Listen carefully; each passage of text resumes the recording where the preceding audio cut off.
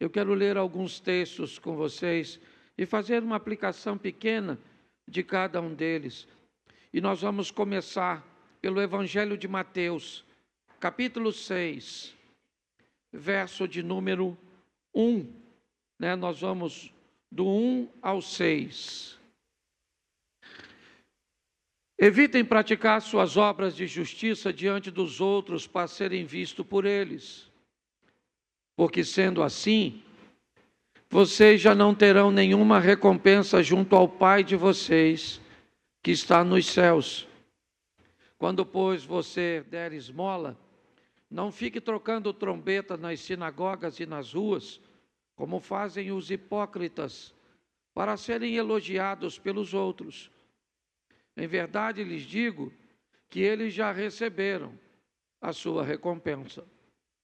Mas, ao dar esmola, que a sua mão esquerda ignore o que a mão direita está fazendo, para que a sua esmola fique em secreto, e o seu Pai, que vê em secreto, lhe dará a recompensa. E quando orarem, não sejam como os hipócritas, que gostam de orar pelas sinagogas e nos cantos das praças para serem vistos pelos outros. Em verdade lhes digo que eles já receberam a sua recompensa. Mas, ao orar, entre no seu quarto e, fechada a porta, ore ao seu Pai que está em secreto, e o seu Pai, que vê em secreto, lhe dará a recompensa. Feche seus olhos. Senhor nosso Deus e Pai, em nome de Jesus, eis aqui a Tua palavra. Continua falando conosco e usa-me como um canal de bênção nesta hora, pelo poder do nome de Jesus. Amém? Isso. O texto que eu li fala da importância de um ambiente secreto, de um ambiente onde a visibilidade, ou pelo menos o reconhecimento das pessoas, é muito baixo. Me parece que esse é um dos ambientes mais poderosos que um cristão, que um crente pode frequentar.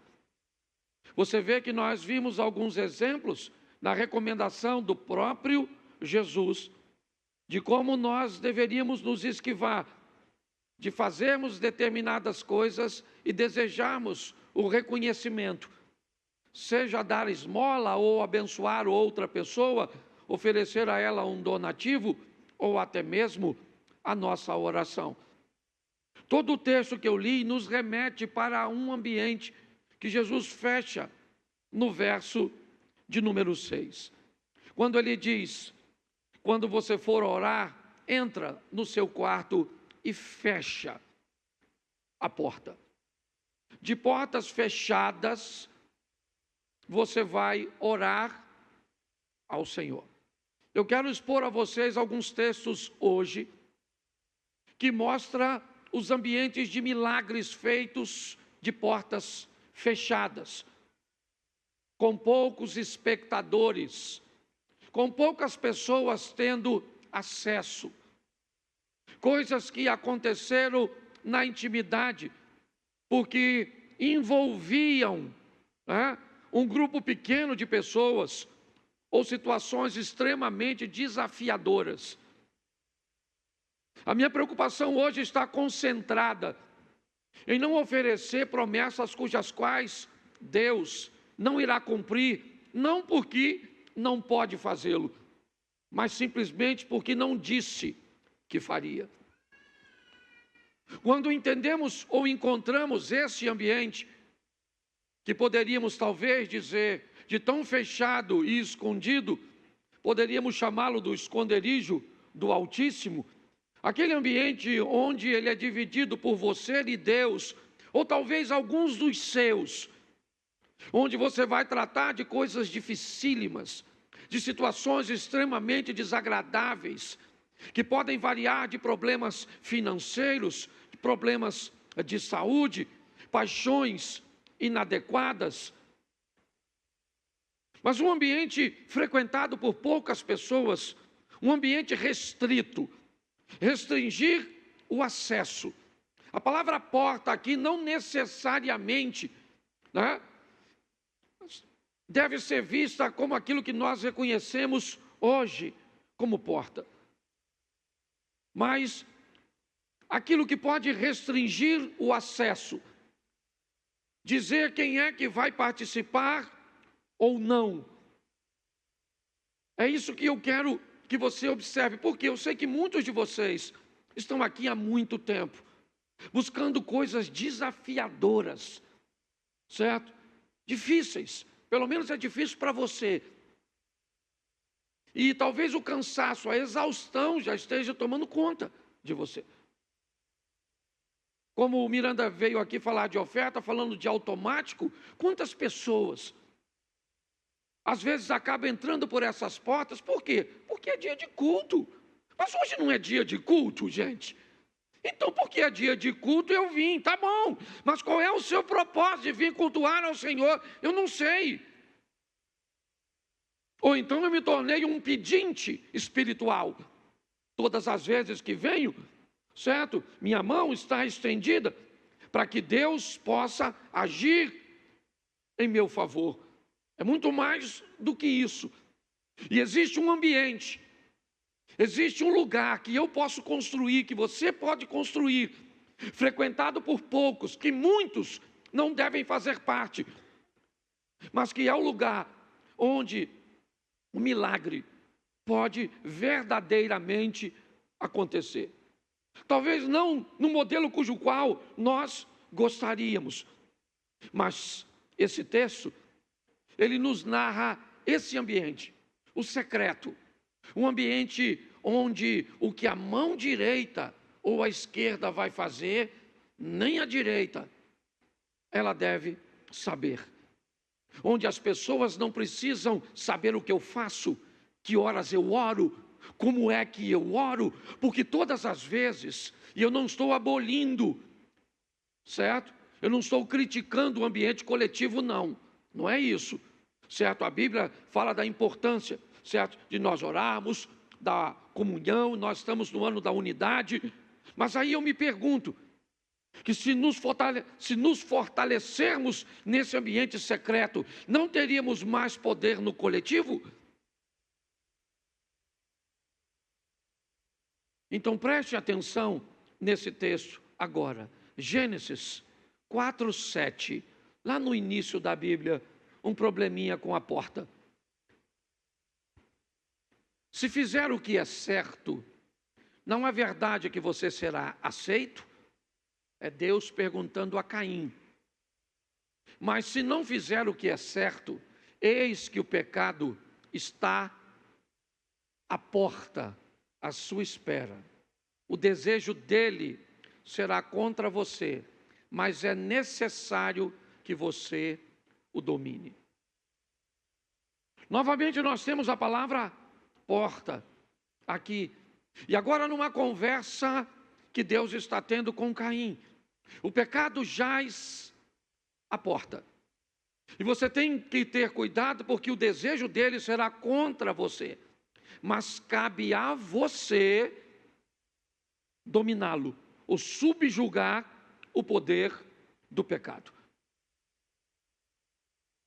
Ele vai tentar te vencer, te dominar, exercer vitória sobre você, envergonhar você, sua casa, sua família, com seu comportamento, filho, envergonhar seus pais, com seu comportamento, pais, envergonhar seus filhos, com seu comportamento, esposa, envergonhar seu marido, com seu comportamento, marido, envergonhar sua esposa, com seu comportamento, membro, envergonhar a igreja, com o comportamento da liderança, envergonhar os membros, porque Satanás está sempre buscando uma situação para nos envergonhar, para conseguir entrar por essa porta que nós precisamos, certo?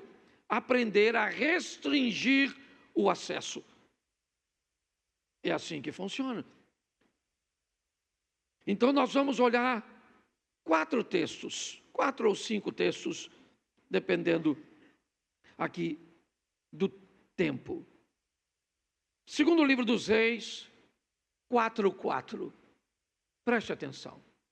Depois entre em casa, feche a porta atrás de você e de seus filhos. Preste atenção nesse texto. O que tem aqui? Um problema financeiro. Aqui tem um problema com dinheiro. É isso.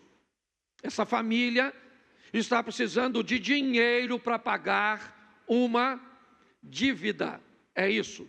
O marido dessa mulher morreu, deixou uma dívida que ela não tem dinheiro para pagar. E então, o credor chega na casa dela para pegar os seus 2 filhos como moeda.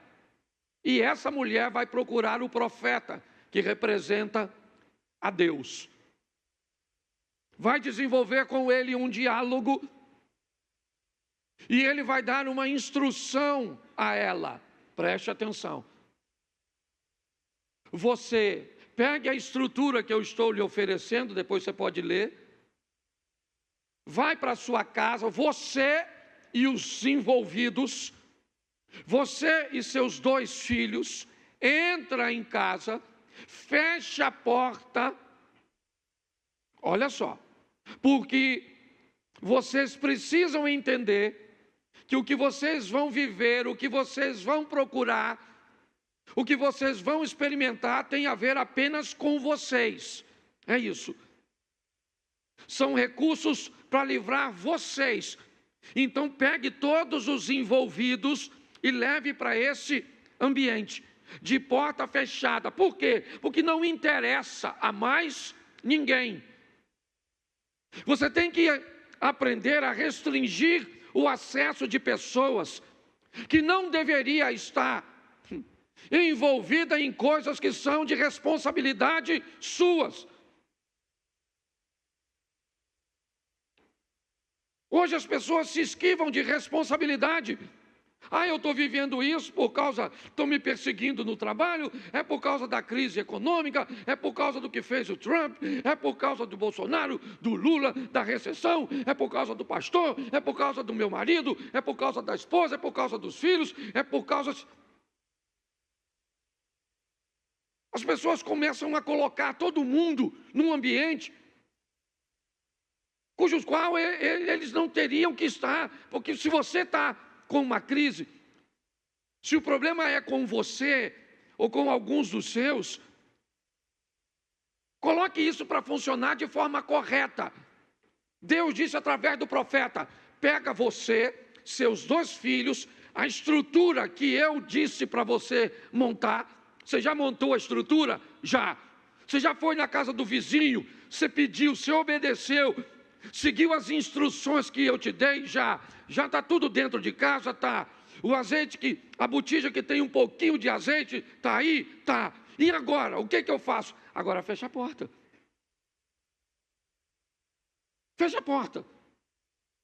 Preste atenção, que lugar é aquele? Que lugar é a casa dessa mulher agora, Abner? É o lugar da obediência. O profeta não mandou a mulher orar a Deus para que o azeite multiplicasse. O que tinha dentro daquela casa era o poder da organização e da obediência. E pronto.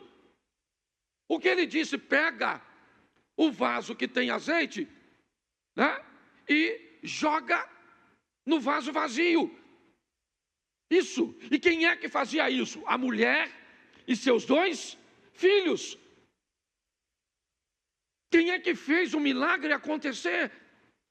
Os 3, certo? De porta fechada. Pare de trazer desculpas, vitimização, responsabilidade, que não existem. São apenas pontos de apoio que você busca para ancorar seu fracasso. Para parecer que não é seu, a culpa é da sua sogra. Para parecer que não é seu, a culpa é do vizinho. Para parecer que não é seu, a culpa é do outro. Sempre a culpa é de alguém. Pare com isso, feche a porta, tira dessa casa, tira deste ambiente todo mundo que não faz parte disso e se prepare para viver com Deus, responsabilidade e obediência, o sobrenatural. Posso ouvir um amém? Isso. Então nós precisamos entender o valor de uma porta fechada. Para entendermos. Você precisa de recurso? Precisa. Pessoas podem te ajudar? Até podem, mas não querem ou não estão nem aí para o seu problema. Então tá bom. Nem todo mundo tem esse tipo de problema. Nós vamos olhar outros. Mas é importante você entender a responsabilidade que você tem e o poder da obediência. Obedecer. Organização e obediência. E responsabilidade. Tá bom. O que você tem em casa? Eu não tenho nada em casa. Calma. É isso que ela diz. Eu não tenho nada na minha casa. Calma. Você tem uma casa, você tem 2 filhos, você tem saúde, você tem uma série de coisas. Então pare de dizer que não tem nada. O que você tem? Busca. Eu tenho um pouco de azeite. Então tá bom, vamos fazer o milagre, ou começar o seu milagre a partir daquilo que você tem. Você pode crer nisso? Você está esperando algo extraordinário, pirotécnico, sensacional, e Deus está esperando você se responsabilizar, se organizar, fechar a porta, obedecer e viver o incrível, o sensacional, o extraordinário. Vamos para o segundo texto? Coloca para mim. Ainda no capítulo 4, verso 21. Ela subiu e o deitou sobre a cama do homem de Deus, fechou a porta e saiu. Preste atenção nesse texto. Está no mesmo capítulo do anterior. É a história de 2 mulheres, certo? A viúva e a sunamita, de segundo livro dos Reis, capítulo 4. Essa é a história e o problema aqui não é grana. A mulher aqui, ela é rica. Ela não tem problema no casamento, ela é bem casada. Ela é extremamente conectada com seu marido. Tudo que vai fazer, eles fazem juntos, compartilham, são parceiros, são amigos, são amantes, são sócios. É um casamento extraordinário, é verdade. Mas ela tem um problema. O filho dela morreu. E toda a grana que ela tem, não pode trazer o filho de volta. Então ela vai ao mesmo profeta, a Eliseu. Mas antes de ir, ela vai deixar seu filho em casa. E me parece, pelo menos o texto me indica, que ela não contou nem para o marido.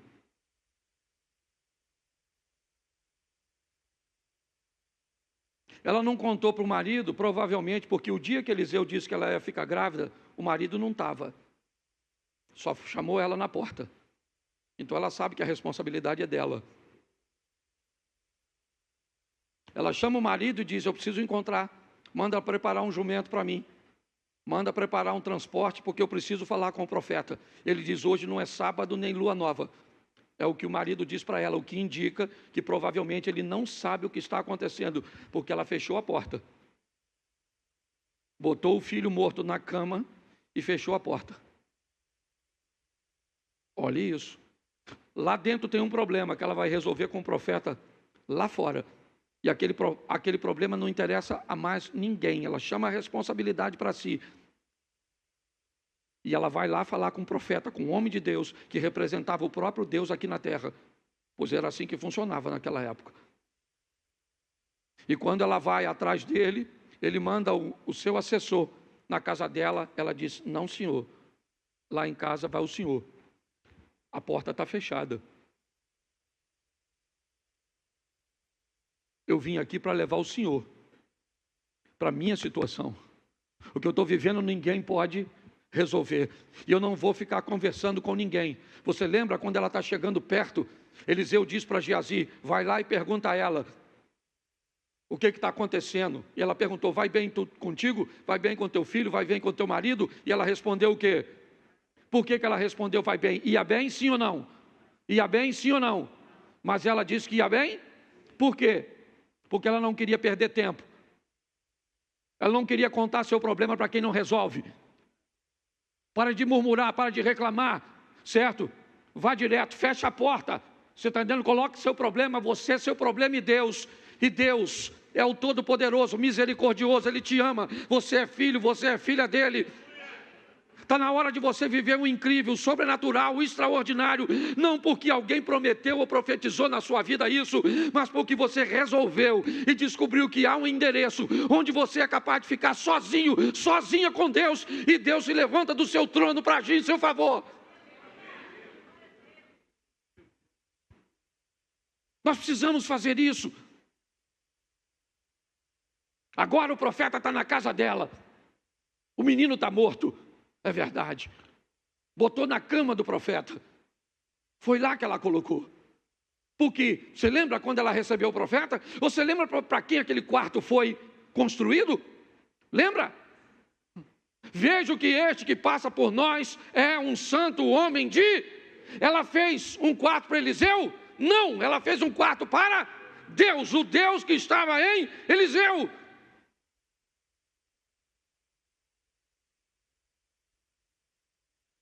Está na hora de nós tomarmos posse daquilo que Deus nos concedeu. Uma intimidade. Um ambiente íntimo. Onde você pode sentir a presença de Deus, saber que Ele está ali. O Espírito Santo está te ouvindo, agindo, movendo nas coisas pequenas. Ele pode resolver coisas que envolvem dinheiro, sim. Já vimos isso no texto anterior. Mas agora não. Agora é aquilo que o dinheiro não pode resolver. Nós precisamos entender isso. O poder da porta fechada. Da porta fechada, não tem problema. Você quer orar no monte, ore. Você gosta de orar num montão de gente, você gosta. Faz o que você quiser, mas aprenda uma coisa. Um ambiente onde está você e Deus é o mais poderoso para você. Para você. Tá certo? Então se fortifique nesse ambiente.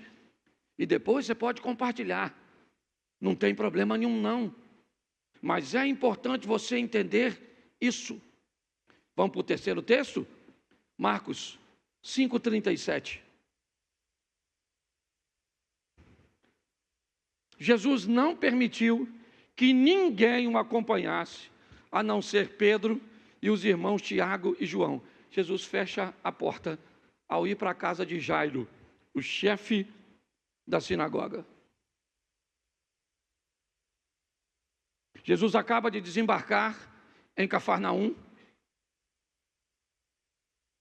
E ao descer em Cafarnaum, Tabita, ele desembarca e o Jairo vai abordá-lo, chamando para que Jesus fosse à sua casa.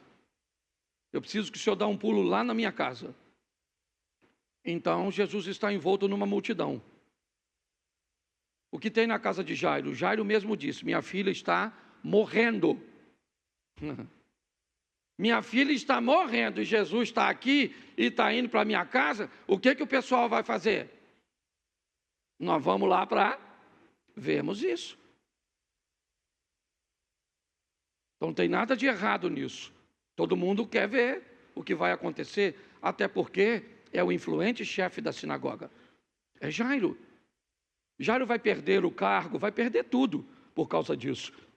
Ele não vai ser mais o chefe da sinagoga, porque se humilhou a pedir ajuda para o filho de um carpinteiro.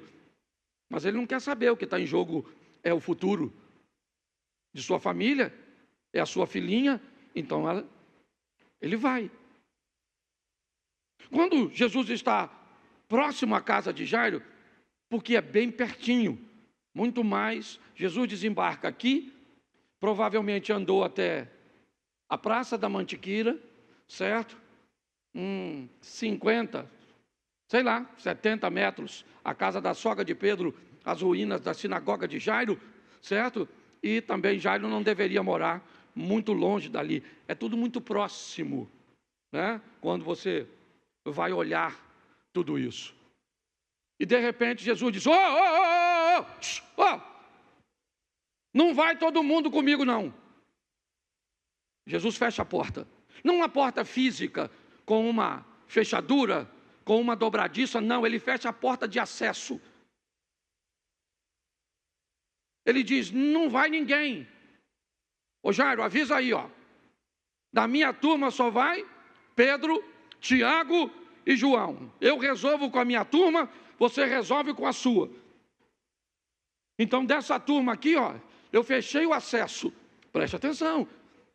Agora não é uma porta física. Não. Jesus está proibindo o acesso, dizendo, eu não quero que esteja comigo num ambiente pessoas que não têm nada a ver com aquilo que eu vou fazer. É isso. Ele está afastando dele um bando de curiosos, de pessoas que não têm nenhum envolvimento, que não têm responsabilidade nenhuma. Você consegue entender isso? É muito importante que nós eliminemos essas pessoas, removemos ou venhamos a remover o acesso dessas pessoas à nossa intimidade, às nossas demandas. Jesus disse, não vai, só vai comigo, Pedro, Tiago e João, e pronto. E os outros discípulos não vão, e acabou, não vão. Jesus fechou a porta para alguns que ele achava que não deveria estar lá. Tem gente demais frequentando sua vida, tem gente demais frequentando sua intimidade, tem gente demais participando de coisas da sua vida que não deveria participar. Isso está consumindo você, isso está atrapalhando, e pior, muitos não estão notando. Jesus vai para a casa de Jairo? Vai ressuscitar a filha de Jairo? Sim. Quando ele sai de lá, lembra? O Osias leu aqui, Talita, cum, menina, levante. Vamos embora. Seu pai me chamou para vir aqui. Todos achavam que não dava mais tempo, porque quando ele me chamou, você estava enferma. E no caminho, antes de chegar aqui, você acabou morrendo. É importante você entender isso. O que você chama muitas vezes de amizade, o que você chama muitas vezes de parceria, o que você acredita ter ao seu lado, como pessoas que somam, na verdade, acabam consumindo, atrapalhando. Está na hora de você dar uma olhada, certo? E dizer, olha, até aqui. Não precisa dizer para a pessoa, você precisa dizer para você. É para você, você não precisa ofender ninguém. Ah, é, pastor, o senhor está falando bem. Ainda bem que eu vim aqui para Deus falar comigo nesse culto. Vou eliminar todo mundo. Tirar do grupo. O que foi? Pastor Cláudio pregou. Eliminando tudo. Não é isso que eu estou falando, não. Está dando? É você entender que está na hora. Tem gente demais fazendo parte disso. Feche o acesso dessas pessoas. Posso ouvir um amém? Amém. Isso. Vamos lá, mais um texto. João capítulo 2. Depois você lê em casa o restante. Lê para mim.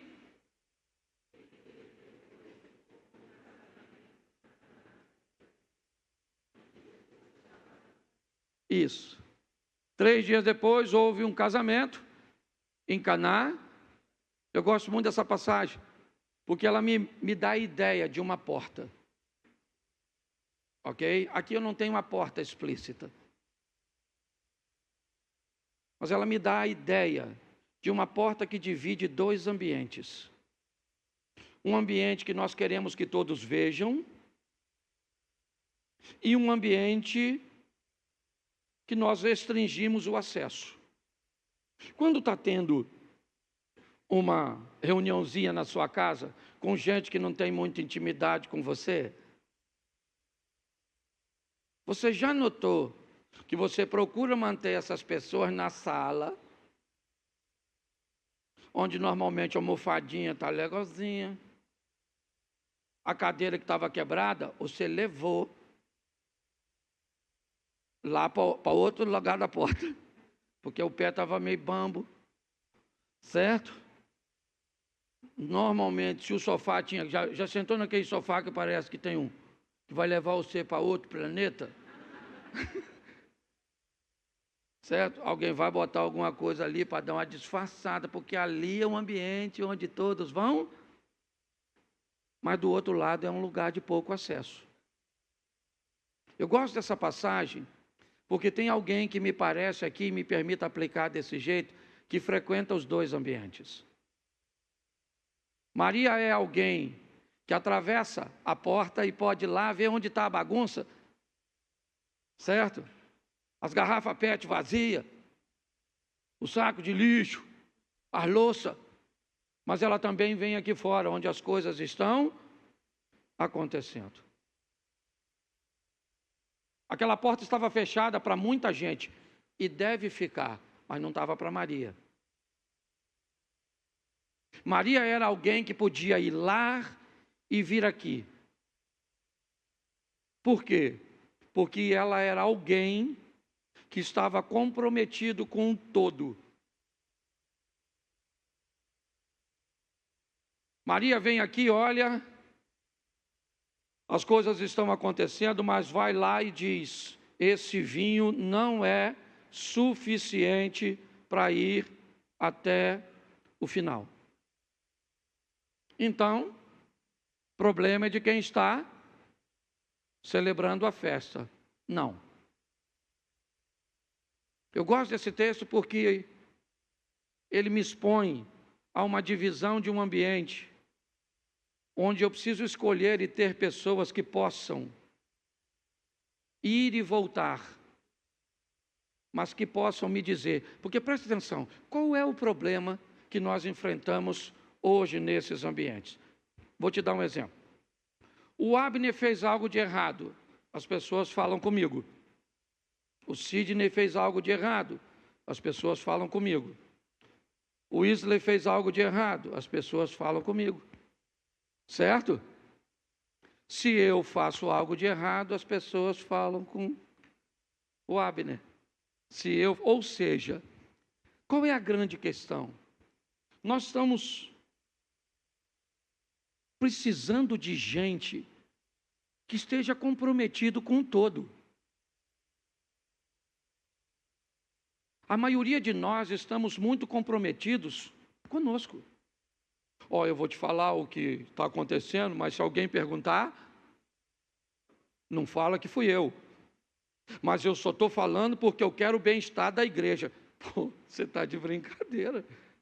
Você não está pensando na igreja, você está pensando em você. Porque se você estivesse pensando na igreja, quando você visse algo de errado, a primeira coisa que você faria era ir na pessoa e dizer para ela como é que funciona, com amor, com carinho, com respeito, sim ou não. Isso. Talvez seja muito difícil achar essas pessoas. Gente que tem coragem de dizer que pode, que está envolvida com a situação, sabe? Maria vai lá, vem aqui, a festa não é dela, não é Jesus que está casando, não é Judas que está casando, não é Tiago, irmão de Jesus, não é ninguém, não é nenhum de seus filhos que está casando, ela está lá, mas o texto diz, ela não precisou de convite, estava ali Maria, mãe de Jesus. A mãe de Jesus estava ali, olha o verso 2, Jesus também foi, Maria não foi, Jesus foi. Provavelmente ele foi convidado por causa dela. A família que estava celebrando era alguém próximo a ela. Mas quem ela é? Ela é uma pessoa valiosíssima nesse ambiente de portas fechadas, de poucos acessos. Ele é alguém que pode entrar do outro lado e ver, vem aqui fora, ver o que está acontecendo e não vai levar conversa para terceiro, não vai fazer fofoca, não vai fazer fuxico, porque nós não estamos precisando de gente para fazer isso. Nós precisamos de gente comprometida conosco, que torce por nós, que nos ajuda a vencer. Não adianta ter alguém do teu lado, é melhor ser dois do que um. Espera aí. Vamos cuidado com esse segundo que vai vir para perto de você. O que nós precisamos entender aqui é que precisamos restringir, ou pelo menos selecionar, sabe? Ela é tão selecionada que ela não precisa de convite. Ela é alguém de casa, ela é alguém de perto. E quais são as qualidades de Maria nesse ambiente? Ela é alguém que pode frequentar a minha intimidade, pode saber quem eu sou, pode saber como eu fico nervoso, quando eu fico nervoso, pode saber quem eu sou, certo? Nos meus negócios, é alguém que sabe. E mesmo há um tempo atrás, eu não estava bem, eu tinha chegado de viagem, e eu cheguei no trabalho, no sítio, e eu vi algo que não me agradou. Eu precisava usar, eu tinha uma ferramenta e eu tinha 5 baterias para essa ferramenta. E quando eu fui usar essa ferramenta, nenhuma das 5 baterias estavam carregadas. E aí, eu não estava bem, eu me explodi. Eu explodi, fui grosso, fui ríspido. E aí o rapaz que trabalhava comigo no dia seguinte pediu para ir embora, com toda razão. E eu achei que ele tinha razão de ir embora, porque eu fui grosso. Ele trabalhava comigo há quase 4 anos, e eu fui grosso com ele. Então eu não fui legal, eu não fui cortês. Eu nunca tinha agido daquele jeito, mas naquele dia eu agi. Então quando ele foi embora, obviamente que eu fiquei muito triste. E comecei a ponderar e perguntar se não era importante que eu me desculpasse e que pedisse a ele para que não fosse embora. E para minha surpresa, nas minhas orações, eu recebi uma instrução de Deus. Não tenha perto de você pessoas que não são capazes de entender que você pode ter um dia difícil. Deixe ele ir embora, pague tudo a ele, peça perdão a ele, mas ele não deve trabalhar mais para você, porque ninguém que só é capaz de conviver com seu dia bom merece estar com você todos os dias, porque você nem sempre vai ter um dia. E eu fiz dessa forma, paguei tudo, certo? Nunca toquei nesse assunto, estou contando isso hoje, aqui, mas nunca, não estou usando o nome, certo? Mas ele não soube lidar com o meu dia ruim. Então não pôde, ele teve acesso a uma intimidade minha que ele não conhecia.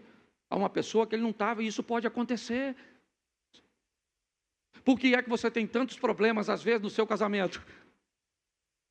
Por quê? Porque seu cônjuge, certo? Ele vê o pior lado seu, ele também vê o melhor. Às vezes não valoriza, certo? Mas, e quem não sabe lidar com seu dia ruim, certo? Não está apto para viver com você. E é assim que funciona. Maria era alguém que podia cruzar essa porta, podia, porque tinha acesso. Eu não sei se Jesus tinha, não sei, mas provavelmente não tinha. Provavelmente Jesus aqui como ser humano não teria autoridade nem intimidade para cruzar aquela porta, porque eu não estou falando de coisas espirituais, gente, não espiritualiza. Você tem que ser capaz de selecionar suas amizades, suas sociedades, quem vai estar perto de você, de seu casamento, de seus filhos. Você precisa saber o que é que está entrando na sua casa, certo? Por televisão, por dispositivos. É assim que funciona. Então feche a porta, porque esse ambiente de porta fechada, esse ambiente recluso, restrito, ele determina o sucesso. Maria foi lá dentro e viu, não tem vinho. Então ela foi lá fora e disse para Jesus, eles não têm mais vinho. Pronto, cumpriu a missão dela. Mostrou o que estava acontecendo e pronto. Então pare de abrir a sua vida para todos, para todo mundo. Pare de contar seus problemas. Chega na igreja e desabafa, e conta isso, e conta aquilo outro. Para gente que não tem nenhum compromisso com você, feche essa porta, feche. Fecha a porta da sua casa, envolve seus filhos, envolve seu casamento, é só você. Eu não sei, mas esse ambiente de porta fechada ele é valiosíssimo, porque preste atenção. Jesus diz: entra, fecha a porta e ora ao teu Pai, e Ele vai ouvir, e pronto. E é assim que funciona. A porta foi fechada, o azeite multiplicou. A porta foi fechada, o menino ressuscitou. Jesus fechou a porta dos curiosos e a menina voltou à vida. É assim que funciona. A porta estava fechada de acesso? Sim, mas quem entrava tinha compromisso. E o último texto que eu quero usar com vocês é segundo livro dos Reis, capítulo 6, verso 15. O servo do homem de Deus levantou-se bem cedo, e ao sair, eis que tropas, cavalos e carros de guerra haviam cercado a cidade. Então o moço disse a Eliseu: ai, meu senhor, o que faremos? Preste atenção. A porta está fechada. O exército da Síria havia cercado Dotã, a cidade, o lugarejo onde Eliseu estava. Dentro da casa tem duas pessoas, um jovem aprendiz e um experiente profeta. Dentro daquela casa tem duas visões. A visão imatura de um menino que ainda está aprendendo a lidar com as coisas, e um homem amadurecido, forjado ao lado, nada mais, nada menos, e do profeta Elias. Esse é Eliseu. Um homem forte, firme. A porta está fechada. O exército não invade à noite, seguindo ordens do rei da Síria, espera amanhecer para invadir e capturar Eliseu. Agora, o rapaz abre a porta. E quando ele olha para fora, ele vê o exército da Síria, carros, cavalos e cavaleiros. Ele está olhando, fez a leitura, e logo depois sai Eliseu pela mesma porta. Ele vê a mesma coisa que o rapaz. Ele olha, está lá o exército da Síria, carros, cavalos e cavalheiros. Duas pessoas olhando a mesma coisa. É o que nós temos. O rapaz aprendiz, o iniciante aqui, olhando os inimigos, e o homem de Deus, maduro, forjado, olhando aqui. Aqui você encontra um homem firme, seguro, tranquilo, estável. Aqui você encontra um menino desesperado, achando que não tem mais o que fazer, que tudo acabou. Os dois estão olhando para a mesma coisa, para o mesmo lugar, e estão vendo coisas diferentes. Qual é a diferença entre as duas visões? A experiência, o relacionamento, a intimidade. Nós temos a visão de um menino ou de uma menina, a visão de uma menina sobre casamento, uma menina sobre intimidade, a visão de um menino sobre casamento, sobre fidelidade, sobre compartilhamento. Nós temos a visão infantil de um rapaz aqui. Simplesmente ele é novo, ele não tem experiência. Ele está olhando, certo? E o que ele está vendo o desespera. Aqui do outro lado não tem menino. Aqui tem um homem Um homem que vai olhar para o casamento como homem e não como um menino olha para casamento. Aqui tem uma mulher, né? Me permita. Aqui tem uma mulher firme, forte, uma mulher de Deus, olhando para a situação. Como estão seus filhos, como está sua situação financeira. Aqui tem uma menina. Então a situação é a mesma. Mas quem enfrenta são duas pessoas diferentes. Então a reação aqui, quando essa porta se abre, determina o que vai sair lá de dentro. E aí vem a pergunta: quando o exército cerca a sua casa, a sua vida, e você sai, quem é você? Você é Geazi ou você é Eliseu? Você é um homem de Deus ou você é um menino? Você é uma mulher de Deus ou você é uma menina? Pare e pense. Será que você, Eliseu, não olha para seu filho com 12, 13, 15, 8 anos, 17, 19, e não é capaz de reconhecer, Eliseu, que esse menino não é Eliseu, ele é Geazi, ele é um garoto, que ainda tem muita coisa a aprender, que precisa de você? Será que você não consegue ver isso, mulher de Deus? Que essa menina é uma menina. É verdade? E você quer que... Como é que funciona? Você vai continuar olhando o dinheiro como um garoto? Como um menino? Você vai continuar olhando sua vida com Deus como uma menina? Como uma garotinha? É isso? Então é isso. Se alguém fizer alguma coisinha na igreja, você quer ir embora? Então se as coisas não acontecem como você quer, se o modelo não é o seu, você quer ir embora? Isso define sua maturidade, quem você é. Porque quando a porta se abre e o problema fica escancarado, nós vamos saber. O que vai se revelar, o que foi formado em portas fechadas. O desespero do rapaz e a segurança do profeta. A diferença da menina para a mulher. Não quero saber sua idade. Não estou falando de idade aqui não. Ainda que eu acho que pessoas muito novas não conseguem ter uma maturidade, né? Ela precisa de mais tempo. Mas a grande verdade é essa. Mas tudo isso é formado lá dentro.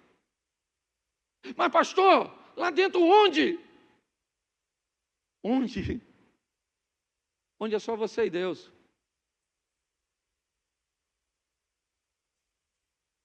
É só você e Deus. É o lugar fechado entre você e Deus. Entra, lembra o texto de Mateus? Entra, fecha a porta. Você e Deus. Vai construir entre você e Deus uma estrutura. Ah, você gosta de mostrar em grupo? Ah, é legal. Eu também gosto.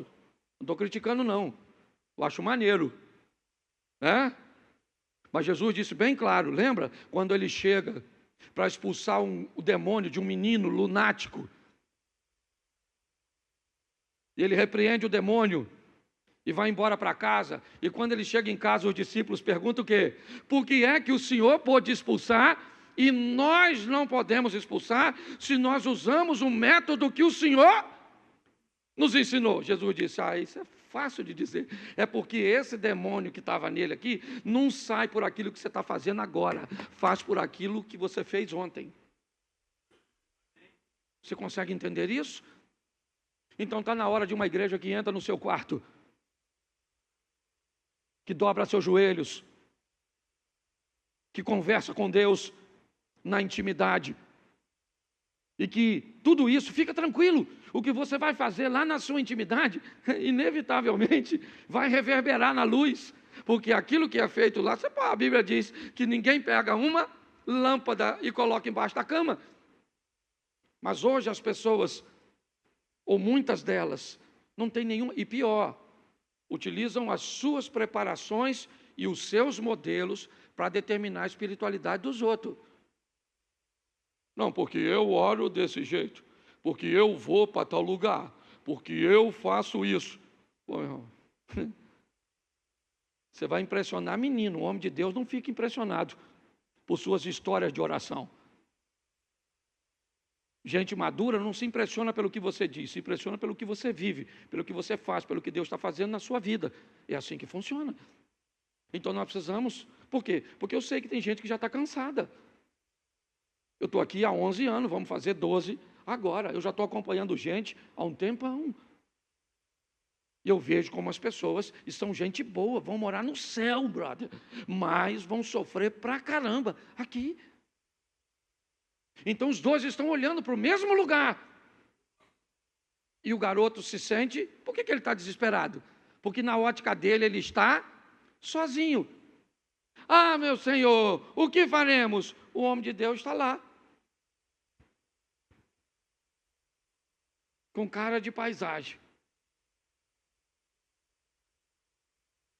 E o garoto desesperado, com medo, sim ou não? Porque ele é um menino. Menino. Sabe o que é pior do que ser um menino? Não saber que é.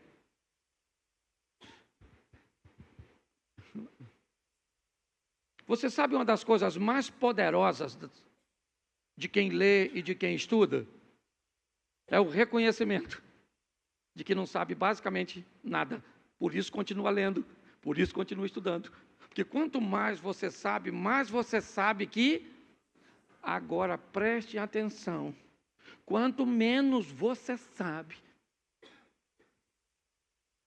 mais você acredita que sabe. Por isso que a tendência do burro, e me permito usar essa palavra agressiva, é ficar mais burro. Porque ele pensa. Por quê? Certo? Porque ele pensa que sabe.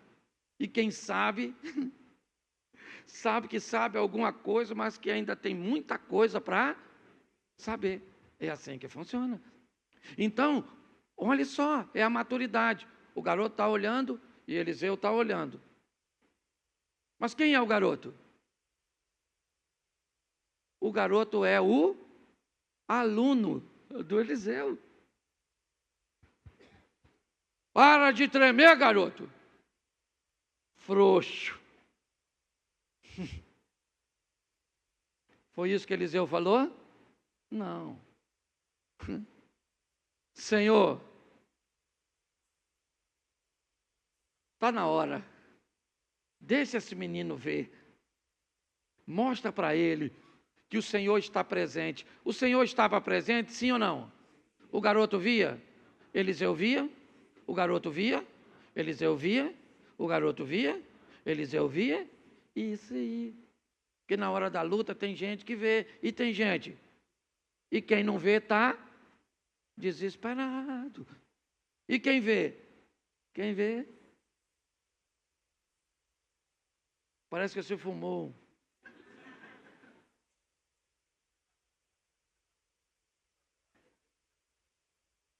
Está tudo jóia. Deus está no controle.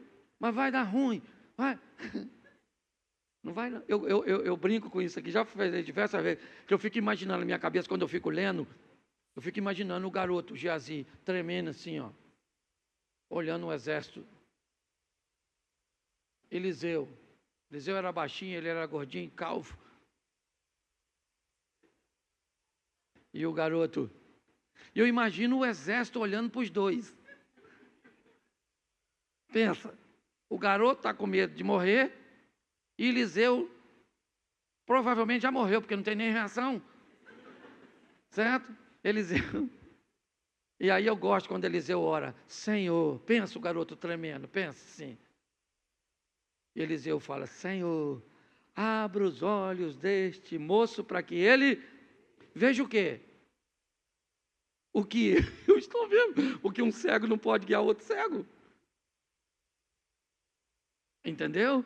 Abra os olhos deste menino para que ele... E aí ele olha, gente. E quando ele olha, quem ele vê?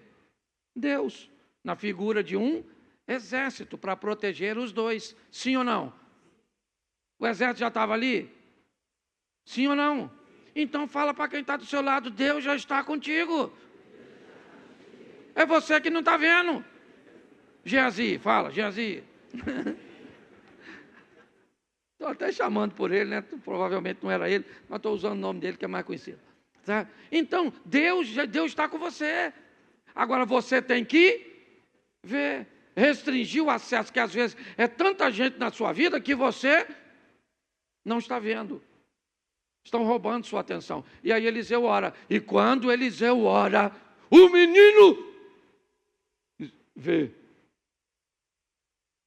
Agora o menino parou de tremer, provavelmente. Deve ter falado. Estava aí antes, Eliseu. Não estava vendo não, pô. Por isso que você estava tranquilo. Os carros, cavalo de fogo. Caraca, maluco. Que isso, hein, Eliseu?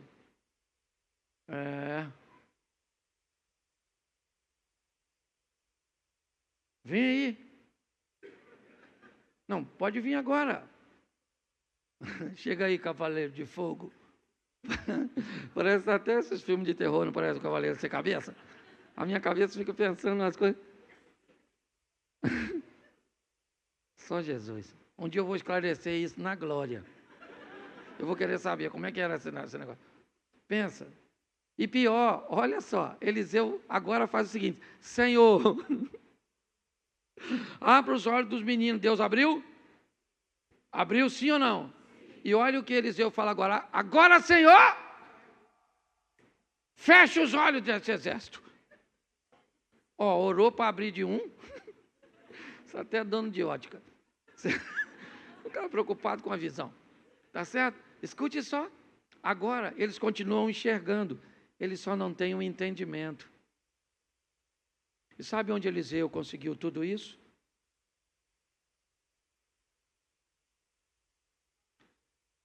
Vê a trajetória desse cara. Arando, quando de repente Elias passa, Eliseu diz: eu preciso me despedir da minha família, porque eu não vou voltar mais, eu sei que o que Deus está me chamando é para um caminho sem volta, então eu não posso voltar para essa profissão, eu não posso voltar para esse ambiente, então me permita acabar com todo o vínculo que me mantém aqui. Eu mato os bois, pego o aparelho, faço uma fogueira, dou uma festa, digo para meus pais, meus amigos, digo para mim mesmo, digo para o mundo espiritual que para onde eu estou indo não tem volta. Então ele faz isso. Dali ele vai a Gilgal, onde começa a trajetória, Gilgal, Betel, Betel, Jericó, Jericó, Jordão, Jordão, ele atravessa, certo? E vai receber de Deus a unção. Uma vida, pelo menos no que diz respeito a pessoas e proximidade, as portas de Eliseu estavam bem fechadas. Bem fechadas. Era alguém acessível, é verdade, pois esse Eliseu era aquele que fez parte da história das duas mulheres de 2 Reis, capítulo 4.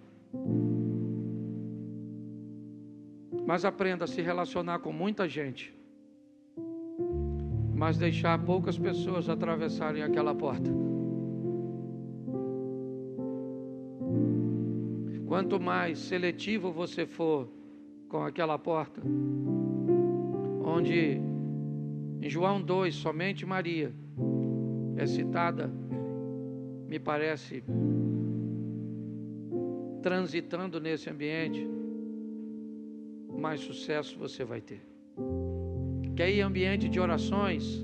Vá, eles são ótimos, excelentes. Não critique quem não vá. Não gosta de ir, não é o seu modelo, não critique quem vá. Tem gente que vai receber lá, tem gente que vai receber aqui, tem gente que vai receber, né, numa vigília, no monte, E olha, tem alguém orando, deixa orar, mas é no secreto. Vai ao monte sozinho, beleza. Criou aquele ambiente que é só seu, é o seu quarto. Tem esse momento, porque é Ele que tem sustentado as pessoas, que eu tenho visto. Termino aqui: 1000 cairão ao teu, 10.000 à tua. Então preste atenção nesse texto. Bom, 10.000 cairão ao meu lado, ou 1000 cairão ao meu, lado, 10.000 à minha. Então preste atenção. Se esse texto está junto, e 1000 cairão ao teu lado, e 10.000 à tua direita, isso significa que 1000 caiu para que lado? 1000 caiu para que lado? 1000 cairão ao teu, 10.000 à tua, mas você, preste atenção. Na Bíblia, a esquerda e a direita têm um grande significado. Os que estão à direita, principalmente sentados à mesa na hora da refeição, eram pessoas, quanto mais próxima da direita para a esquerda, mais honra se tinha. E quando a Bíblia diz que cai mais gente para a direita, Abner, do que para a esquerda, aliás, 10 vezes mais. 1000 caem à minha esquerda. Ou seja, aquelas pessoas que nós esperamos que realmente que caia, que vemos que tem uma vida que às vezes não é das melhores, elas estão caindo para a esquerda. São as pessoas que, aqui me permita, estão afastadas, estão distantes, estão sem um norte. Mas tem muita gente caindo para a direita. Tem muita gente na igreja caindo. Tem muita gente na fé caindo. Esse é um alerta para nós. Por isso, nós fazemos parte de que grupo? Do da direita. Eu não estou falando de política, certo? Aqui no texto, porque hoje tem que ter cuidado. Nós fazemos parte aqui. E aí o texto diz que tem 1000 caindo aqui para cá, com pecado, com prostituição, com uma série de coisas. Mas tem muita gente caindo para cá, gente, para a direita. Mas a promessa é de que nós não seremos. Mantenha a porta fechada.